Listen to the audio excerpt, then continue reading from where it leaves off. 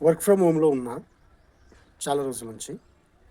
ఓ 4 రోజుల కిందట మా వైఫు ఏం చేసిందంటే, వాషింగ్ మిషన్‌లో ఉతికిన బట్టలని ఒక బాస్కెట్‌లో ఏసి, "మీకు టైం ఉందా అండి? టైం ఉందా? టైం ఉందా? ప్లీజ్ టైం ఉంటే నాకు వేరే పని ఉంది, బిజీ ఉంది. కొంచెం పైన ఆరేసిరండి" అన్నది. సరే అని టైం తీసుకొని ఆరేసిన.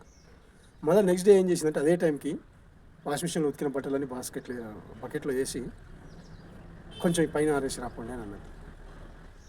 సరే రెండో రోజు కూడా అంటే ఫస్ట్ రోజు ఏమో రిక్వెస్ట్ ఉంది, రెస్పెక్ట్ ఉంది. రెండో రోజు రిక్వెస్ట్ లేదు, ఆరేసి రాపో అన్నది. సరేలే అని ఆరేసిన రెండో రోజు కూడా. మూడో రోజు ఏం చేసిందంటే, వాషింగ్ మిషన్‌లో బట్టలన్నీ బకెట్‌లో ఏసి ఆడ పెట్టింది. నేను కూడా పట్టించుకున్నట్టే ఉన్నా. వేరే పని చేసుకుంటూ వచ్చింది.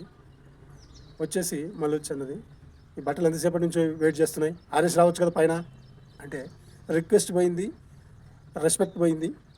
రెస్పెక్ట్ అసలే లేదు. తర్వాత ఏమైందంటే డిమాండ్ వచ్చేసింది. నేను వేరే పనిలో ఉన్నా కదా, ఆరేసి రావచ్చు కదా అని. అట్లా ఉంది పరిస్థితి. అందుకే పెళ్ళాం మాట, భార్య మాట వినేటప్పుడు అవి ముందు ఏ పరిస్థితులకు దారి తీస్తుందో అర్థం చేసుకొని వినండి. ఏదో రిక్వెస్ట్‌గా చెప్పింది కదా, రెస్పెక్ట్‌గా చెప్పింది కదా అని కాదు.